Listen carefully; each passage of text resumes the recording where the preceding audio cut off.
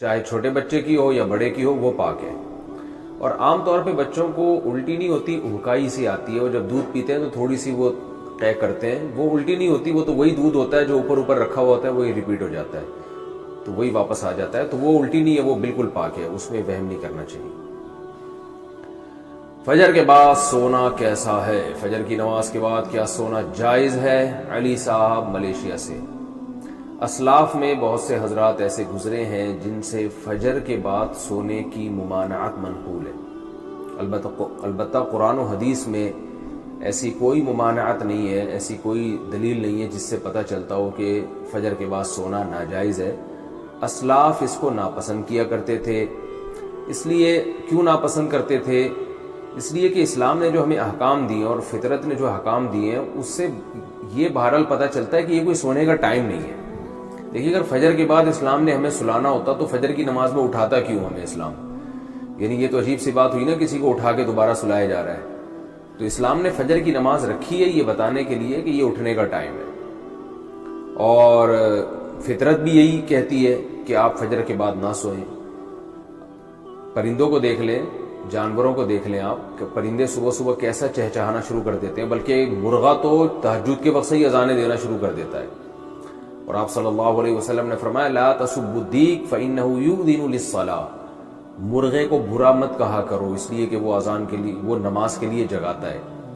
تو جو فطرت کہتی ہے اسلام وہی کہتا ہے، اور جو اسلام کہتا ہے فطرت وہی کہتی ہے، وہ یہ ہے کہ رات کو جلدی سوئیں اور صبح جلدی اٹھیں۔ اللہ تعالی نے ہمیں جو رات ہے نا، قرآن سے پتہ چلتا ہے جعل لکم اللیل لباسا والنوم سباتا، کہ اللہ نے رات کو ہمارے لیے لباس بنایا، نیند کو کاٹنے کا ذریعہ بنایا، اور رات ہمارے لیے سونے کے لیے بنائی ہے۔ دن وجعلنا النہار معاشا، دن میں ہمیں کام کاج کے لیے پیدا کیا اللہ تعالیٰ نے۔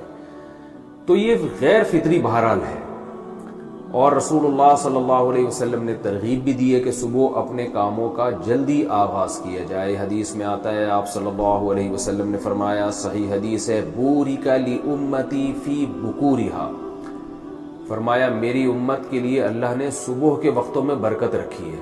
صبح کوئی بھی کام شروع کیا جائے گا تو اس میں برکت ہوگی۔ ہاں البتہ یہ ہے کہ جب آپ رات جلدی سوئیں اور صبح جلدی اٹھ جائیں تو پھر دوپہر کو قیلولہ کریں۔ سونے کا ٹائم دوپہر کو ہے، اس کی پھر آپ دوپہر کو کھانے کے بعد تھوڑی دیر آرام کریں، سوئیں۔ تو یہ جو نیچرل یعنی سونے کی یہ روٹین ہے، تو یہ بہت اس کی یعنی سنت سے بھی ثابت ہے، صحابہ سے بھی، اسلاف سے بھی۔ البتہ یہ کوئی فرض واجب نہیں ہے، کیونکہ بعض لوگوں کی روٹین ایسی ہوتی ہے کہ وہ بیچارے رات کو نہیں سو سکتے، ان کے کام نائٹ ڈیوٹی ہے کسی کی، یا کسی کو اسٹڈی کے لیے فرصت ہی اس ٹائم پہ مل رہی ہے، یا اور کوئی ایسا مسئلہ ہے کسی کے ساتھ، تو اس کا کوئی فرض واجب سے تعلق نہیں ہے۔ تو ایسی کنڈیشن میں اگر کسی کی رات کو نیند پوری نہیں ہو سکتی تو فجر کے بعد بھی وہ سو سکتا ہے، کیونکہ نیند پوری نہ کرنا یہ زیادہ نقصان دہ بنسبت اس کے کہ آپ غلط ٹائم پہ سو کے نیند پوری کر لیں، یہ پھر بھی نسبتاً بہتر ہے۔ نیند ہی نہیں ہو پھر تو بہت بڑے نقصانات ہو جائیں گے۔ تو نیند تو روٹی سے زیادہ ضروری چیز ہے، تو اس لیے نیند پوری کرنے کے لیے اگر کسی کو مجبوراً فجر کے بعد سونا پڑتا ہے تو کوئی حرج نہیں ہے اس میں، لیکن نارملی اسلام نے اس کو پسند نہیں کیا ہے، کیونکہ اسلام دین فطرت ہے۔ تو حلال و حرام سے اس کا تعلق نہیں ہے، بہتر اور مستحب بہرحال یہ نہیں ہے۔ اور آپ صلی اللہ علیہ وسلم کی ترغیب بھی ہے کہ صبح کے وقت میں اللہ تعالی نے میری امت کے لیے برکت رکھی ہے، تو اپنے کاموں کا فجر کے فوراً بعد سے آغاز کر دینا چاہیے، اور وہ وقت ویسے بھی ذکر و تسبیحات کا وقت ہے، یہ ایکسرسائز کریں آپ اس میں۔